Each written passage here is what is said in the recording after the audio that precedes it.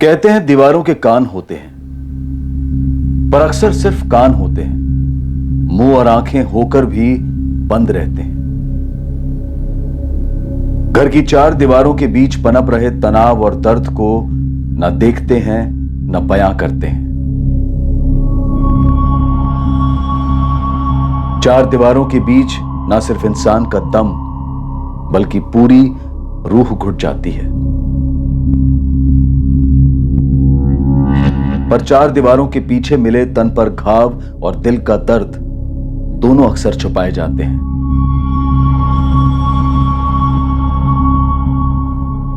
या फिर दोनों को भुलाए जाने की कोशिश की जाती है। पर जब अपने पराये बनकर बात करते हैं तो बर्दाश्त की सीमा पार हो जाती है और जुर्म का बदला जुर्म से होता है।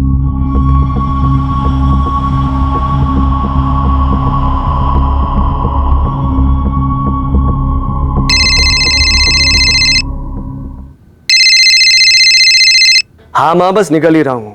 9:20 की फ्लाइट है, 11:30 पहुंचेगी दिल्ली। रात को होटल में रुकूंगा, सुबह आऊंगा बाय रोड हिसार, सीधा विक्की के मंडप में। जी माँ, प्रणाम। आओ। शुभम प्लीज सबको समझा देना कि मैं क्यों नहीं आ पाई। ऑफ कोर्स नंदिनी, कोई फॉर्मेलिटी तो है नहीं ना। विक्की और उसकी वाइफ जब मुंबई आएंगे ना, तगड़ी पार्टी देंगे उन्हें। ऑफ कोर्स यस, और मेरा गिफ्ट देना मत भूलना उसे। श्योर। और सुनो, अपनी कमर का ध्यान रखना, ठीक है? एक मिनट। अरे मेरी टैक्सी आ गई, चलो परसों मिलता हूँ। ओके?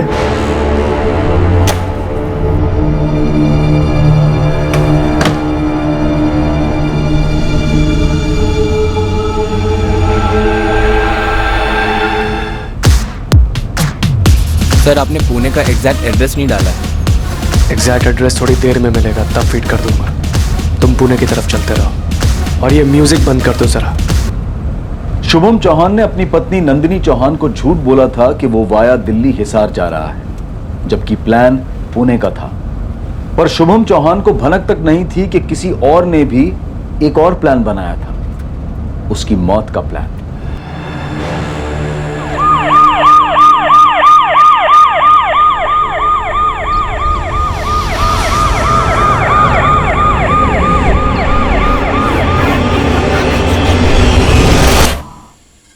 कोई गाड़ी या किसी और को जाते देखा? नहीं साहब, बहुत जोर से लगी थी तो मैं झाड़ी में आ गया।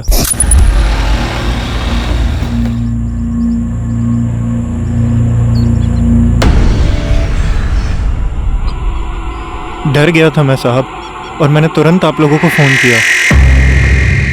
सर, कोई आइडेंटिफिकेशन नहीं मिली। सर, आसपास भी कुछ नहीं मिला। अमीर घर से लगता है। कविता, टोल नाके की सीसीटीवी चेक करो।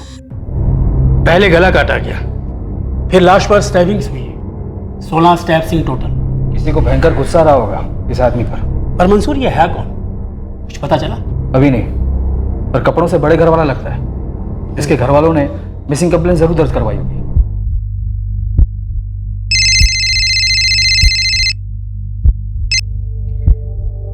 हाँ बे। भाभी नमस्ते। भैया फोन क्यों नहीं उठा रहे हैं?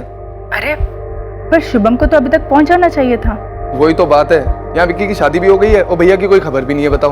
पर शुभम तो कल रात की फ्लाइट से ही दिल्ली चले गए थे। मम्मी जी से बात भी तो हुई थी। हम लोग बहुत परेशान हो रहे हैं भाभी, जरा देखिए ना क्या बात है। हाँ हाँ, मैं देखती हूँ।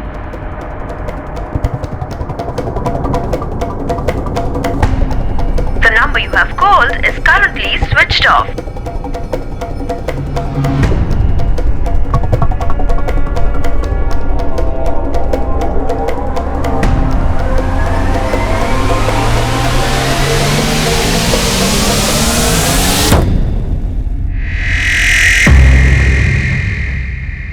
यही है, स्पीड अप टैक्सी से पुणे आया था। टैक्सी में अकेला है। टैक्सी नंबर है MHXX994E। टैक्सी कंपनी को कॉल करके ड्राइवर का नंबर लो और उसे लाश की फोटो भेजो तुरंत। नंदिनी जी, आपके पति मिस्टर चौहान कल शाम की फ्लाइट से दिल्ली गए थे? जी, वो रात को होटल में रुक के सुबह हिसार के लिए निकलने वाले थे बाई रोड। कौन सी एयरलाइन की फ्लाइट थी? सॉरी, ये तो नहीं पता। दिल्ली के किस होटल में रुकने वाले थे, कुछ पता है? सॉरी, ये भी नहीं पता। वो बस 2 दिन के लिए जा रहे थे। कल लौट के आने वाले थे फैमिली में एक वेडिंग अटेंड करके। दिशा, एक काम करो, कल शाम की मुंबई से दिल्ली जाने वाली सारी फ्लाइट्स चेक करो और मिस्टर चौहान का फोन ट्रैकिंग बढ़ा दो। Right sir. ठीक है मिस्टर चौहान, हमें जैसे कुछ पता चलेगा हम आपको इन्फॉर्म करेंगे। मैडम जी, फोटो देखा मैंने, वही आदमी है, मिस्टर शुभम चौहान। कल शाम को उनकी बुकिंग थी पुणे के लिए। उनको मैंने मलाड के शाइनिंग पर्ल अपार्टमेंट से पिकअप किया था। शाम, मुझे शाइनिंग पर्ल अपार्टमेंट का एग्जैक्ट एड्रेस चाहिए, जल्दी मैसेज करो। जी मैडम, अभी कर देता हूँ। सर, स्पीड अप कंपनी के टैक्सी ड्राइवर श्याम शुक्ला ने फोटो आइडेंटिफाई की है। कोई शुभम चौहान है, मलाड वेस्ट मुंबई से, ये उसका एड्रेस है। इस नंबर पर कोई और मूवमेंट? सर, अभी भी फोन स्विच ऑफ आ रहा है। इस एड्रेस का लैंडलाइन निकाल कर फोन करो। मम्मी जी, मैंने मिसिंग कंप्लेंट दर्ज करा दी है। पुलिस पता कर रही है कि क्या हुआ है। उसने तुम्हें कुछ नहीं बताया था नंदिनी? बताया होता तो मैं आपको और पुलिस को बताती ना। मेरी तो जान ही निकली जा रही है। मम्मी जी, मेरा भी यही हाल है। मुझे जैसे कोई खबर मिलती है ना, मैं आपको फोन कर दूंगी।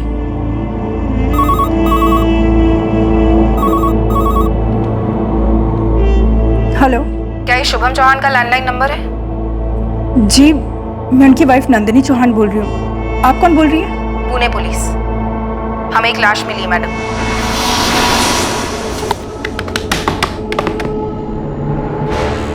कौन था यह आगंतुक की अचानक आधम का अजनबी जिसने मुंबई के खुशहाल चौहान परिवार पर कहर बरसाया था? क्या थी इस आगंतुक की मंशा जिसके चलते शुभम चौहान की इतनी भयंकर हत्या कर दी गई? उसी दिन लाश की शिनाख्त करने के लिए उसकी पत्नी नंदिनी चौहान पुणे पहुंची और उसने अपने पति की लाश को पहचान लिया।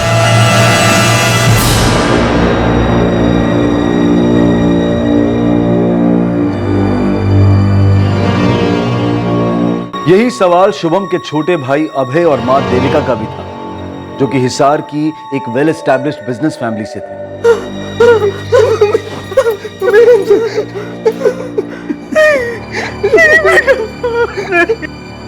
इतनी बेरहमी से की गई हत्या किसी गहरी दुश्मनी और नफरत दोनों की तरफ इशारा कर रही थी। इस कत्ल और उसके मकसद को समझने से पहले शुभम चौहान को समझना जरूरी था। कौन था यह आदमी? क्या था इसका इतिहास और वर्तमान जिसने उसके भविष्य पर इतनी बेरहमी से रोक लगा दी थी? नंदिनी जी, क्या काम करते थे आपके husband? Shubham online content writer थे। वो वेबसाइट्स के लिए आर्टिकल लिखते थे। उन सभी वेबसाइट्स के नाम लिखकर दे दीजिए आप हमें, प्लीज।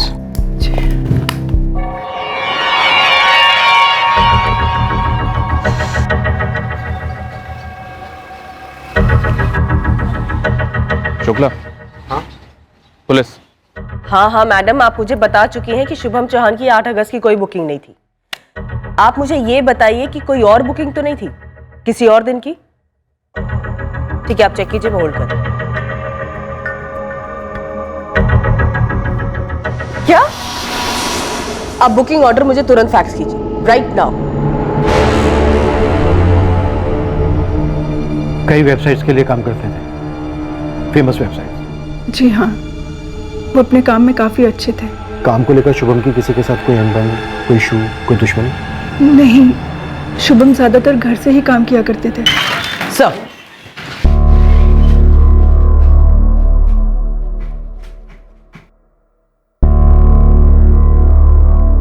नंदिनी जी, आपके पति ने 8 अगस्त की नहीं बल्कि 9 अगस्त की सुबह की फ्लाइट बुक की थी। क्या? पुणे टू मुंबई सुबह 6 बजे की और मुंबई टू दिल्ली सुबह 8 बजे की। क्या वजह रही होगी कि आपके पति ने आपसे झूठ बोला? No idea sir. शुभम का अक्सर पुणे आना जाना होता था, कोई जान पहचान वाला रहता होगा? नहीं, ऐसा तो कुछ नहीं था साहब। उन्होंने पुणे में कोई ड्रॉप एड्रेस नहीं डाला था। मैंने पूछा तो बोले बताएंगे। तो कब बताया और कहाँ ड्रॉप किया? जब हम पुणे में एंटर हुए ना साहब, तब उनको एक कॉल आया था। हेलो, हाँ पुणे पहुंच गया हूं मैं।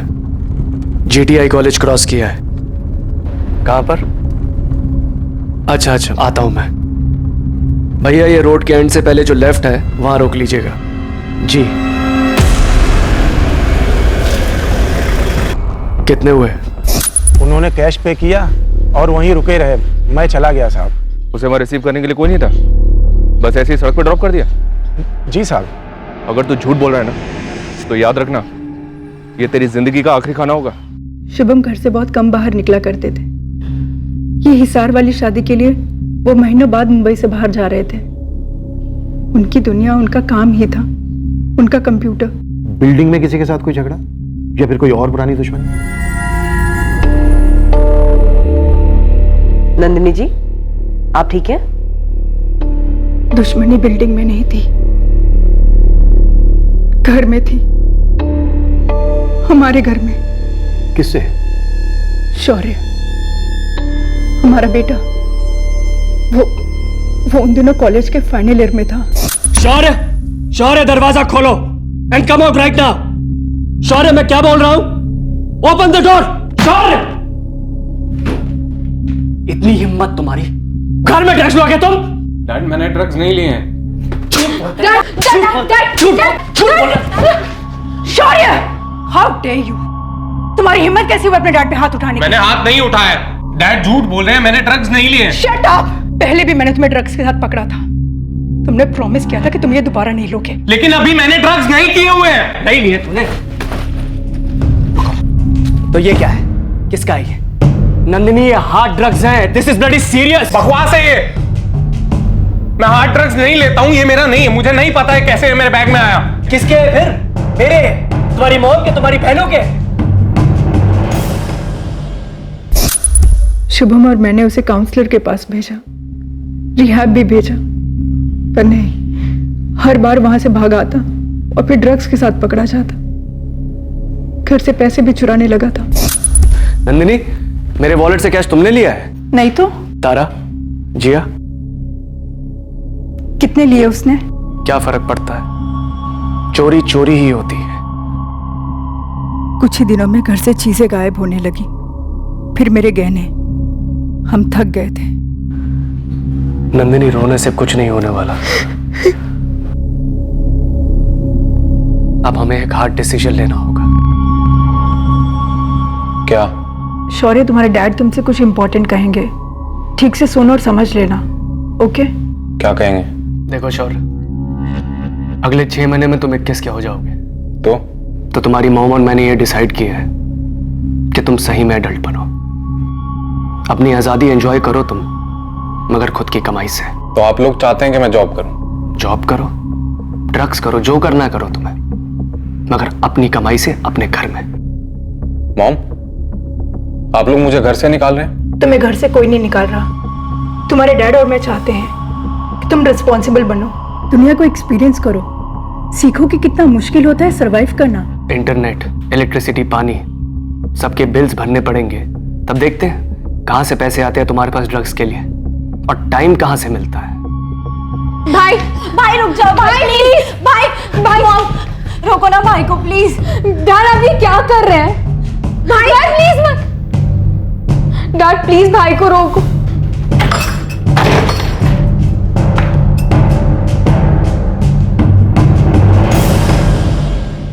दिल पर पत्थर रख के हमने ये फैसला लिया था, पर शौर्य ने उसकी अहमियत नहीं समझी।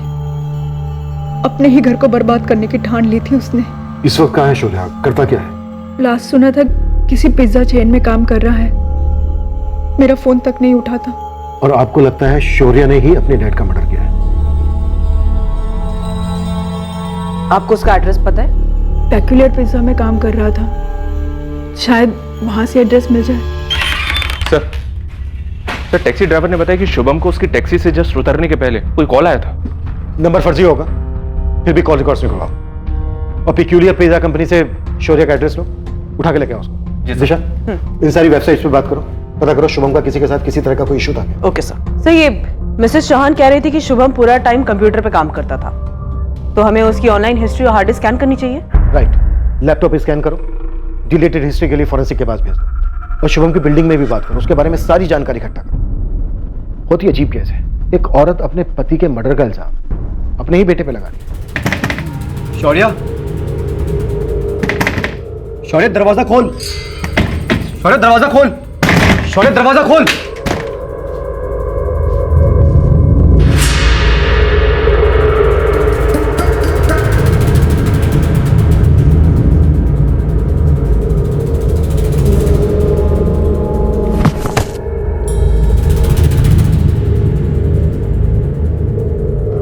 Thank you Nandi ji. लेकिन अब आप शुभम का लैपटॉप क्यों चेक करेंगे? मैंने कहा आप लोगों से कि शौर्य। आपने कहा वो ठीक है, लेकिन हम इन्वेस्टिगेशन खुद करेंगे। एक मर्डर के कई कारण हो सकते हैं, और कई बार तो ऐसे कारण जो हम सपने में भी नहीं सोच सकते। Thank you for this.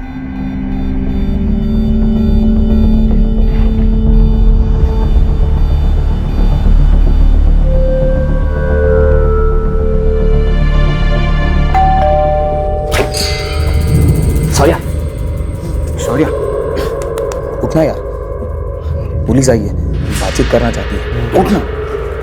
कमाल है शौर्या, इस पर्टिकुलर पिज्जा कंपनी ने अभी तक इसे जॉब पर रखा कैसे? नो सर, काम में अच्छा है, रिसेंटली इसका प्रमोशन भी हुआ है, असिस्टेंट मैनेजर बना है सर।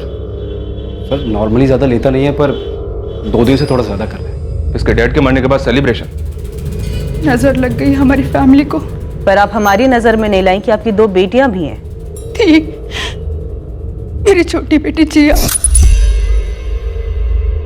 2 साल पहले ही।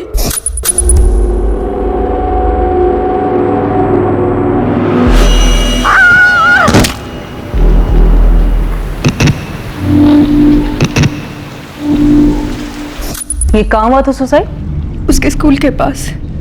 क्यों हुआ था मिस्टर चौहान? हमें कभी पता ही नहीं चला। वो काफी परेशान थी। जिया, अपने हाथ दिखाओ।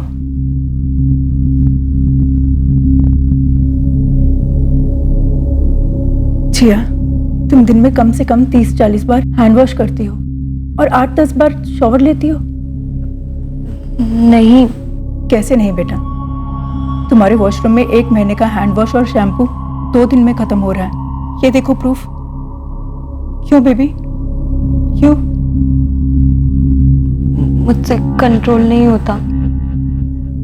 सॉरी, मैं ट्राई करूंगी ना करने की।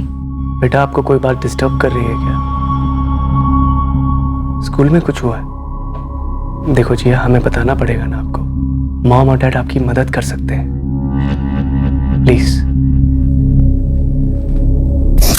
शुभम मेरी लाडली थी जिया, बिल्कुल सीधी सी, सहमी सी, कभी कोई डिमांड्स नहीं, शौर्य से एकदम अलग। और आपकी बड़ी बेटी तारा? शौर्य की फीमेल वर्जन, सिद्धि।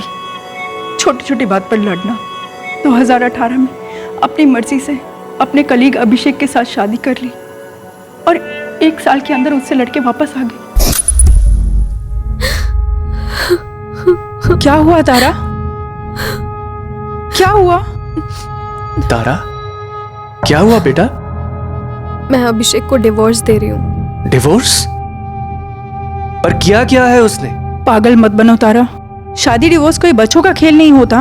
गुड गुड के जीना भी तो कोई खेल नहीं है ना माँ। जो मेरे अंदर चल रहा है वो सिर्फ मैं ही जानती हूँ। हमने उनका पैचअप कराने की पूरी कोशिश की, पर तारा नहीं मानी। माजरा क्या था? ये पति अभिषेक, अफेयर था उसका, हाथ उठा था तारा पे। अभिषेक तो अच्छा लड़का था, वो तो बस तारा को उसमें सिर्फ बुराइयां ही दिखती थी। अभिषेक का घर छोड़ने के बाद तारा हमारे साथ 3 महीने तक रही और फिर सडनली मैं और शुभम उसके लिए विलन बन गए। कम ऑन तारा, हमने ऐसा भी क्या कर दिया है? मुझे कोई बात नहीं करनी है। तारा रुको, ये क्या बचपना है? तारा मेरी बात।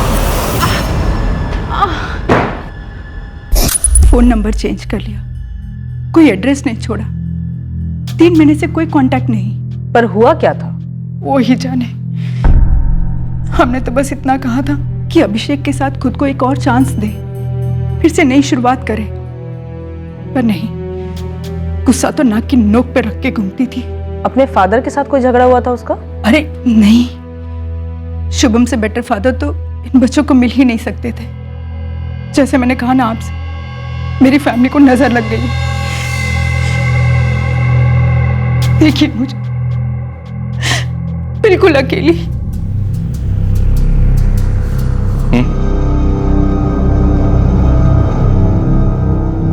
शौर्य, 8 अगस्त की रात तुम कहाँ थे? 8 अगस्त? परसों रात? परसों तो मैं यही घर पर ही था। सर 8 अगस्त को मेरा ऑफ था, तो पूरी शाम में घर पर ही था। और शौर्य? इसकी ड्यूटी थी तो शायद ही घर पर नहीं था।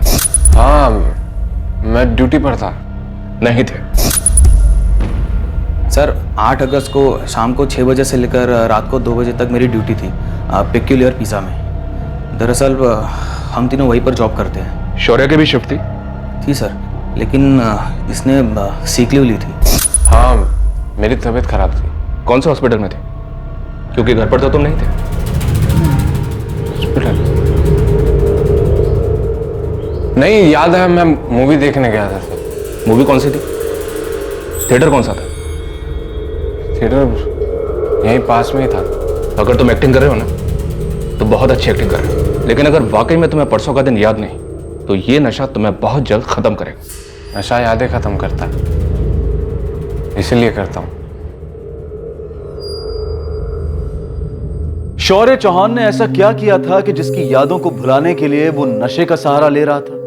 नंदिनी के शब्दों में उसके परिवार को किसकी नजर लग गई थी? शुभम चौहान के कत्ल की तहकीकात दरअसल एक परिवार का पोस्टमार्टम साबित हुआ।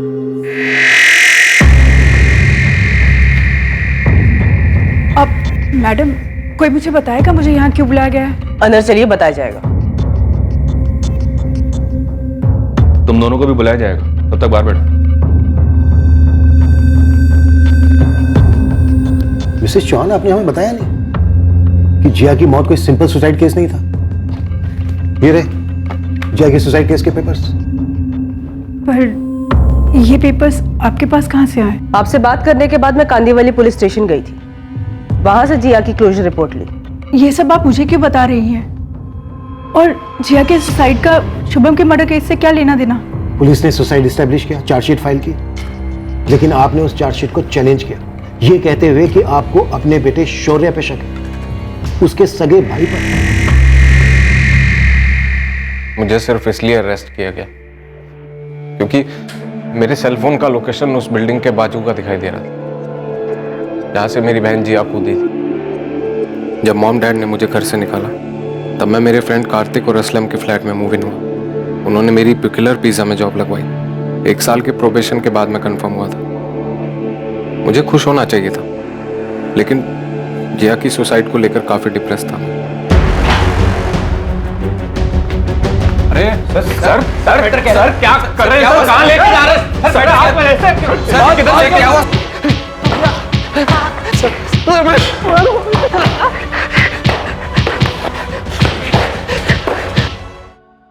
मुझे बहुत पीटा गया, कुत्तों की तरह। लेकिन सर मैं यही कहता रहा कि मैं मेरी छोटी बहन का मर्डर क्यों करूंगा। पूरे 6 महीने इन्वेस्टिगेशन चली, लेकिन वो लोग मेरे खिलाफ कुछ साबित नहीं कर पाए। सुसाइड के वक्त तुम्हारा फोन लोकेशन उस इलाके में क्यों था? क्योंकि सर वो बिल्डिंग और जिया का स्कूल मेरी पिज्जा आउटलेट के बगल में है। जिया कभी कभी मुझसे मिलने आती थी।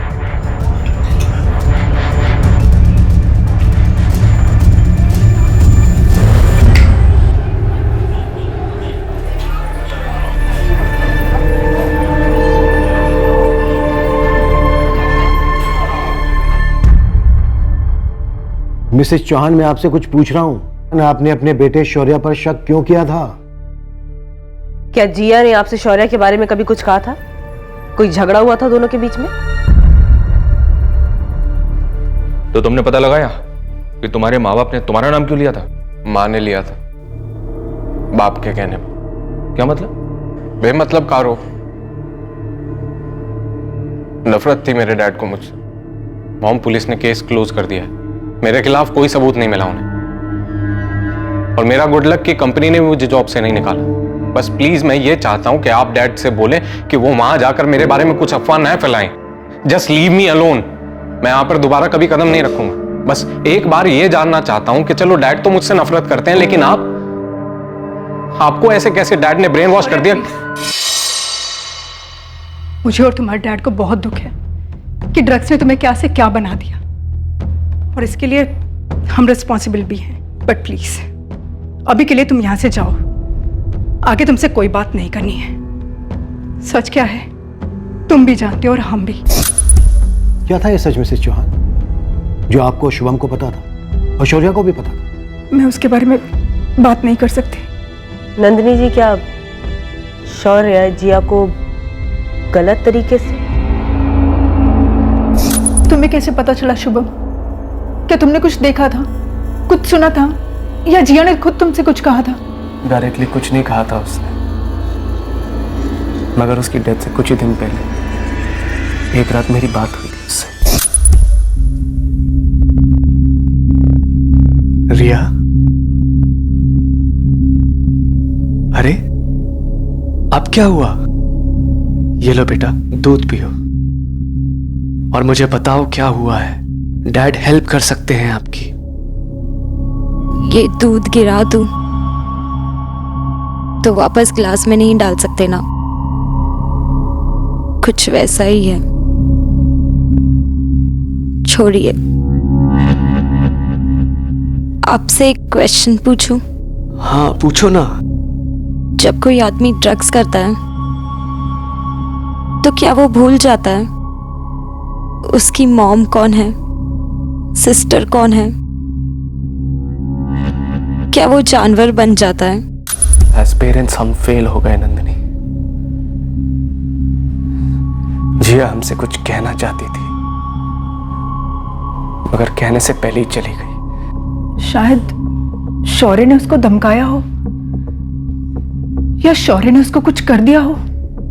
तुम्हारा मतलब शौर्य ने जिया को मारा है?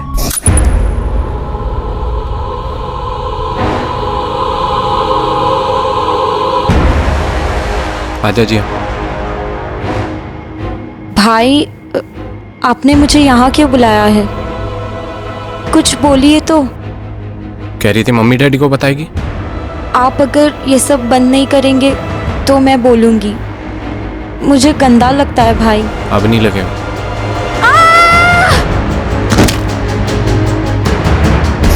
उसके बाद मैंने कोर्ट में शिकायत की शौर्य के खिलाफ,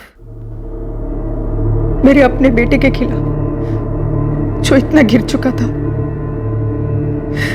उसे जेल में ही होना चाहिए था। उसने जिया को मार डाला। मेरी स्ट्रॉन्ग फीलिंग है सर। और अब आपकी फीलिंग है कि शौर्य ने ही शुभम का भी मर्डर किया? 100%। और कौन करेगा बताइए?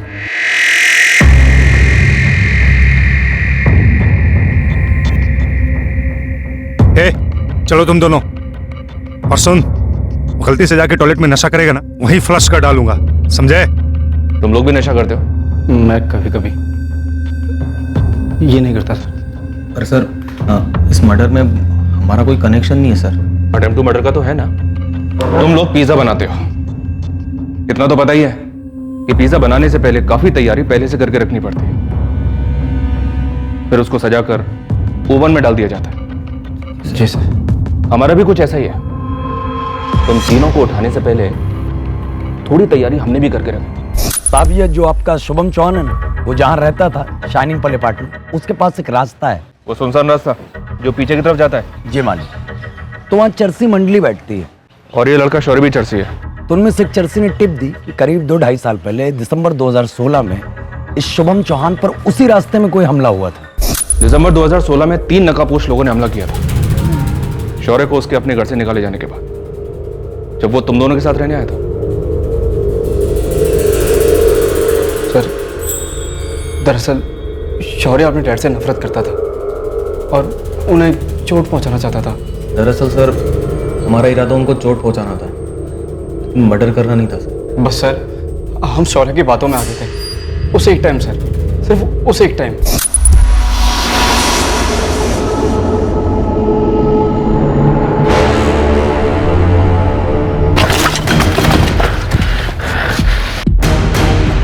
भाई, मॉर्निंग वॉक के लिए निकला हूं मैं। ना वॉलेट है ना मोबाइल है, कुछ नहीं है मेरे पास। जाने दो मुझे।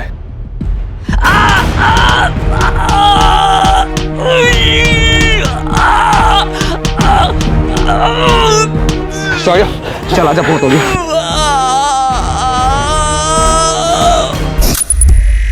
शुभम ने शौर्य का नाम पुकारा जाना सुन लिया था, लेकिन उसके बिना भी वो पहचान लेता। मैंने उसकी आंखों में अपने लिए इतनी नफरत देखी है। वो ड्रग्स लेकर पागल होता जा रहा है, कल को कुछ और भी कर देगा। करने दो उसे, पर मैं अपने बेटे के खिलाफ पुलिस में कंप्लेंट नहीं करूंगा, फिर भले ही मेरी जान क्यों ना ले ले।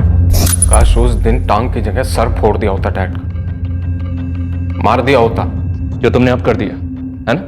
सर काश किया होता, सुकून मिलता मुझे, लेकिन मैंने नहीं किया और आप ये कभी साबित नहीं कर पाएंगे कि मैंने किया है। वो हम पे छोड़ दो। एक एक बात साबित की जाएगी। कैसे? सर 8 अगस्त को मैं फिल्म देख रहा था मुंबई में और डैड वहां पुणे में मारे गए। सर समझो अगर मैं मुंबई में नहीं था तो डैड मुझसे मिलने पुणे क्यों आते? और वो मॉम से झूठ बोलकर पुणे गए ये कहते हुए कि दिल्ली जा रहे हैं। सर आपको कोई बड़ा झोल नजर नहीं आ रहा है? इस वक्त मुझे सिर्फ तुम नजर आ रहे हो शौक। 2 घंटे पहले तक तुम खुद का नाम ठीक से नहीं बोल पा रहे थे और अब एक शातिर जासूस की तरह बात कर रहे हो। जासूसी आपको करनी है। पुराना केस खोलिए, मेरी बहन जिया के सुसाइड का। सर मैं आपको लिख कर देता हूं कि मेरी बहन जिया के सुसाइड में मेरे डैड का हाथ था। जिया इतनी डाउन क्यों लग रही हो? भाई डैड ने आपको घर से नहीं निकालना चाहिए था। मैं मिस करती हूँ आपको। आई नो जिया। और कोई बात तो नहीं है ना? स्कूल में कोई प्रॉब्लम या फिर कोई लड़का? जिया ऊपर देखो। भाई को नहीं बताएगी? कुछ नहीं भाई, अब कोई कुछ नहीं कर सकता, मुझे ही कुछ करना पड़ेगा। जिया उसे सच झूठ सही गलत के बीच में कुछ समझ में नहीं आता। अब तो मुझे शर्म भी नहीं आती कि मैंने शौर्य को जन्म दिया। मेरे अंदर अब उसके लिए कोई फीलिंग्स नहीं बची है। मेरी मॉम से जिया ने कुछ कहा ही नहीं होगा क्योंकि मॉम डैड के अलावा किसी की सुनती ही नहीं थी। सर आप मेरी बड़ी बहन तारा से कांटेक्ट कीजिए। जिया ने तारा को जरूर कुछ ना कुछ तो बोला होगा। पर तारा का कोई पता नहीं था। तारा अपने पति से अलग क्यों हुई थी और फिर वो अपना घर छोड़कर कहां गायब हो गई थी और क्यों? मुझे क्या पता वो कहां चली गई है। मुझे मिलेगी तो मैं सबसे पहले उसे डिवोर्स देकर मुक्त हो जाऊंगा। तारा तुमसे अलग क्यों हुई थी? I don't know. इसका जवाब आपको सिर्फ तारा ही दे सकती है। और प्लीज आप जाइए और उसे ढूंढिए, मेरे सामने लाकर खड़ा कीजिए। मेरी लाइफ रुकी हुई है उसकी वजह से। 8 अगस्त को तुम कहाँ थे? मैं पिछले 3 हफ्तों से सिंगापुर में था काम से। परसों ही लौटा हूँ और पेपर्स में पढ़ा मैंने अपने फादर इन लॉ के मर्डर के बारे में। अभिषेक वाकई में सिंगापुर में था? यस सर, मैंने उसकी कंपनी से चेक किया, एयरलाइन टिकट सब इन प्लेस है। शुभम की ऑनलाइन वेबसाइट से कोई फीडबैक? मैंने सभी वेबसाइट्स को कांटेक्ट किया, सब यही कह रहे हैं कि उसका किसी के साथ कोई इश्यू नहीं था और हाँ, किसी ने उसको पुणे भी नहीं भेजा था। तो शुभम अपनी वाइफ को झूठ बोलकर पुणे गया क्यों था? कोई तो माजरा है शुभम को लेकर। सब वो जो कॉल आई थी कार में। हाँ पुणे पहुंच गया हूं मैं। पुणे पुलिस ने कंफर्म किया कि वो नंबर फर्जी था। पुणे पुलिस को बोलो कि उस फर्जी यूजर को ट्रेस करें। और शुभम के लैपटॉप से कुछ मिला? ऑनलाइन जिंदगी जी रहा था वो। फॉरेंसिक टीम स्कैन कर रही है, थोड़ा टाइम लगेगा रिपोर्ट आने में। सर मैक्स फन सिनेमा की सीसीटीवी में शौर्य दिखा है। फिल्म खत्म होने के बाद भी बाहर निकलता हुआ दिख रहा है। उसके बाद कॉलोनी के बाहर के सीसीटीवी में दिखाई दे रहा है घर की तरफ जाते हुए। मतलब साफ है शौर्य पुणे तो नहीं गया सर। पर शुभम पुणे गया था, वो वहां किसी से मिला, फिर उसका मर्डर हो जाता है। अब सवाल यह है कि शुभम वहां खुद से गया था या फिर कातिल ने उसका मामला है। हाँ रशिद बोलो। साहब मालवानी से बोल रहा हूँ। यहाँ एक राजू ड्राइवर है जिसे इस साल मई के महीने में शुभम ने नौकरी से निकाल दिया था। इससे कोई टिप मिल सकती है साहब, आपको उठवा लो। पूरे 2 साल ईमानदारी से ड्यूटी की थी चौहान फैमिली की। वो शुभम साहब की किसी एक्सीडेंट में टांग टूट गई थी, तब उन्होंने मुझे रख लिया था। साहब मैं पूरी शिद्दत से ड्यूटी करता था शुभम साहब की, सबसे घुल मिल भी गया था। जब जिया ने आत्महत्या की तो मुझे लगा मैंने अपनी छोटी बहन को खो दिया।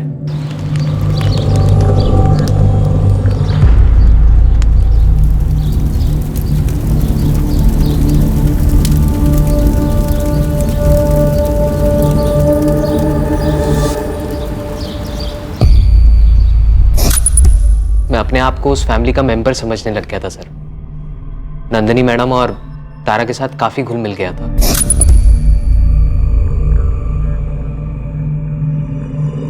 पर पता नहीं किसने कान भर दिए उनके मेरे खिलाफ। साले मेरी बेटी के साथ अफेयर करेगा तू? उसकी शादी में अगर दिक्कत आ रही है तो उसका फायदा उठाएगा? साहब किसने आपसे कहा कि मैंने तारा मैडम के साथ कोई अफेयर किया है? आप बुलाइए ना तारा मैडम। ना तो वो तेरे सामने आएगी ना तू उसके सामने आएगा।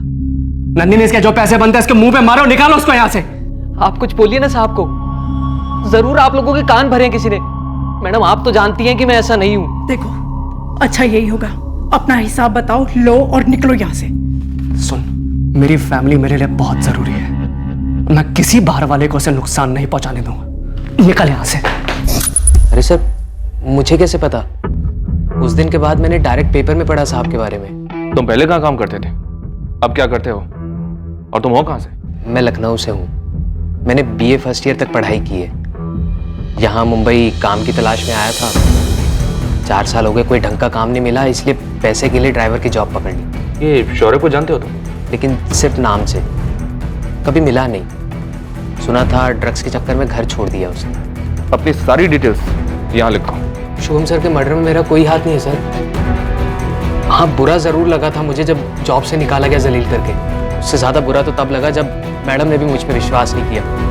हाँ ठीक है, डिटेल्स लिख दो यहाँ पे।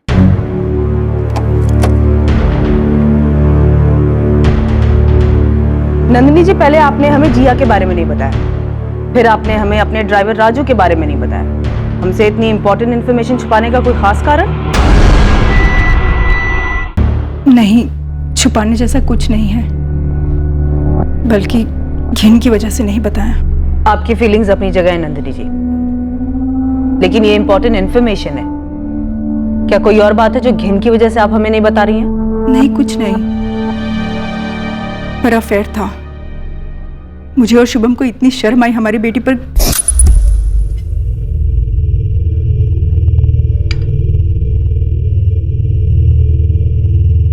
मॉम, ये राजू फोन क्यों नहीं उठा रहा है?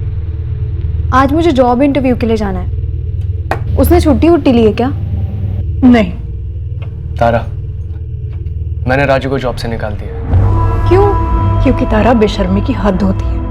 यहाँ हम तुम्हारे और अभिषेक का पैचअप कराने के बारे में सोच रहे हो, और तुम हो कि 2 कौड़ी के ड्राइवर के साथ। एक तो कोई इंसान 2 कौड़ी का नहीं होता, कम से कम उसका फाइनेंशियल स्टेटस डिसाइड नहीं करता कि उसकी क्या हैसियत है। और रही दूसरी बात, मेरी पर्सनल लाइफ में मैं क्या करती हूँ और क्या नहीं, ये मेरा लुकआउट है। पर बेटा, तुम्हारी पर्सनल लाइफ हमारे घर के कैरेक्टर से ज्यादा इंपॉर्टेंट तो नहीं हो सकती ना? I don't believe this.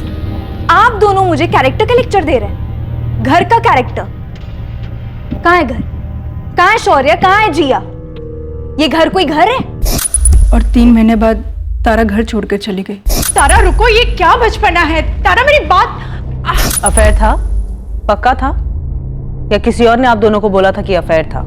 किसी ने नहीं बोला, शुभम ने उन्हें देख लिया था। मैंने और शुभम ने पूरी कोशिश की कि हमारे बच्चों को एक अच्छी जिंदगी दी जाए, फिर जैसे कि मैंने आपसे कहा, नजर लग गई हमारी फैमिली को।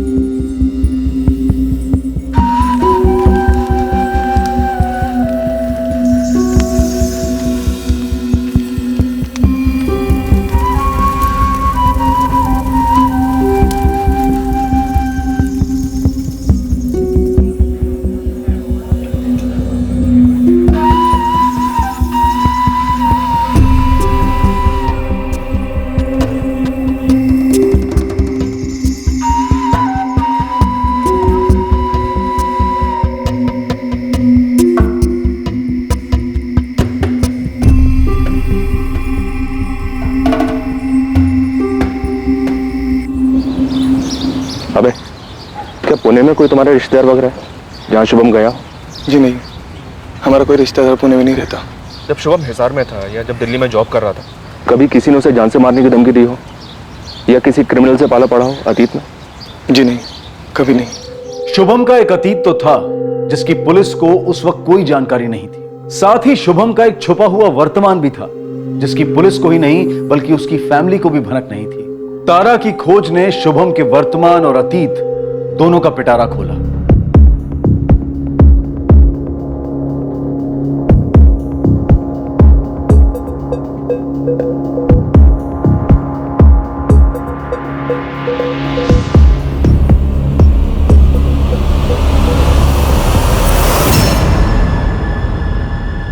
ए बॉबी।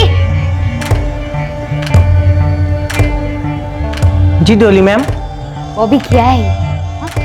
इस फोटो को निकाल यहाँ से, डिलीट कर। ये लड़की तो अब मिलने से रही। अरे उस जगन ने एडवांस लेकर धोखा किया है मेरे साथ। लेकिन बॉबी, अगर जगन ने इस लड़की का सौदा कहीं और कर दिया ना, तो मैं उसे छोड़ूंगी नहीं।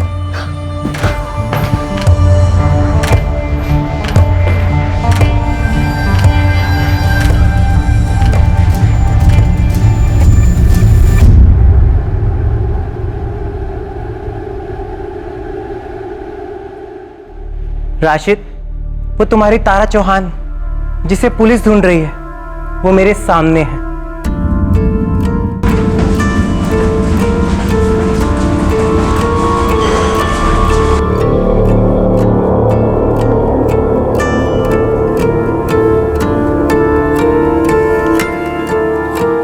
अरे रुक राशिद, धीरे, आराम से। चल बोल, डॉली मैडम कौन है, जगन कौन है? साहब मेरा एक दल्ला दोस्त है पुणे में, बॉबी नाम है उसका। वो इस डॉली मैडम के लिए काम करता है। साहब डॉली मैडम लड़कियों का धंधा चलाती है, वो भी ऑनलाइन। ये सारी लड़कियां सप्लायर से खरीदी जाती हैं, फिर वो डॉली मैडम की प्रॉपर्टी बन जाती है। साहब ये बॉबी ऑफ साइड काम देखता है, होटल बुक करना, लड़कियों को टाइम पर लाना, उनकी पेमेंट करवाना, सब। साहब ये बॉबी डॉली मैडम के छोटे मोटे काम भी करता है, मोटा मोटा बिजनेस मैनेजर है इनका। और ये जगन लड़के सप्लाई करता है डॉली के लिए? बिल्कुल साहब, ये जगन अलग अलग जगह से लड़कियां ढूंढता है, खरीदता है, फंसाता भी है। तो बॉबी ने मुझसे बोला कि जगन ने डॉली से एडवांस लिया था तारा के लिए, लेकिन जगन ने लड़की डिलीवर नहीं की और जगन फरार है साहब। ये जगन भी पुणे का ही है? जी साहब। शुभम भी पुणे गया था सर, और वहां उसका मर्डर हुआ। सर, पुणे पुलिस से मैसेज आया है, वो जो फर्जी नंबर था जिसे शुभम को फेक कॉल आई थी, वो ट्रेस हो गया है। नाम पता चला उसका? ये सब कोई हिस्ट्री शीटर है, प्रोस्टिट्यूशन के केस में सजा काट चुका है। जगन सेठी नाम है उसका? Yes sir. शुभम चौहान को उस आदमी का फोन आया था जो डॉली मैडम को उसकी बेटी बेचना चाहता था।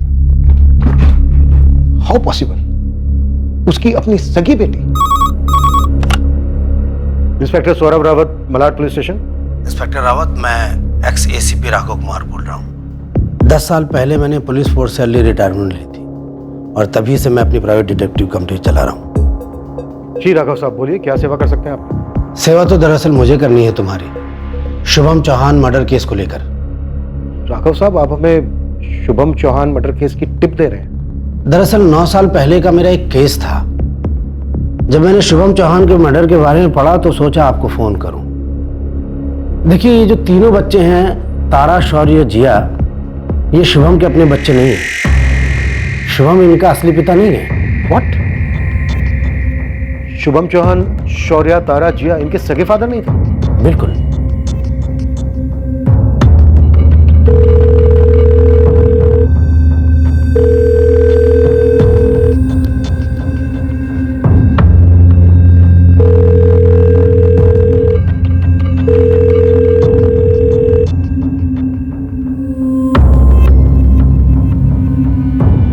उसकी बेटी जो मरी थी जिया, उसका बदला लेने में ही शुभम मारा गया होगा। जिया के मरने का बदला आखिर शुभम से कौन लेना चाह रहा? उसकी पत्नी नंदिनी।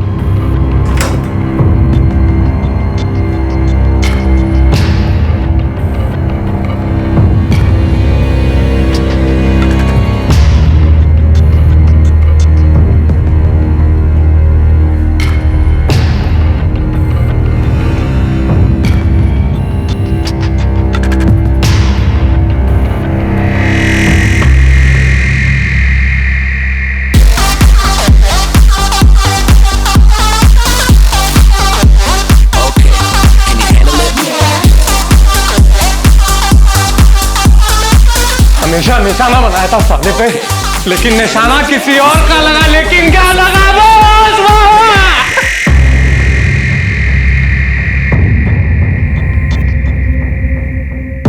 कहते हैं कि किसी आगंतुक को, मतलब कि किसी बाहर वाले को अपने घर में इतना बिना घुसने दें कि वही राज करने लगे, वरना उस फैमिली का नाश निश्चित है। इस केस में आगंतुक कौन था?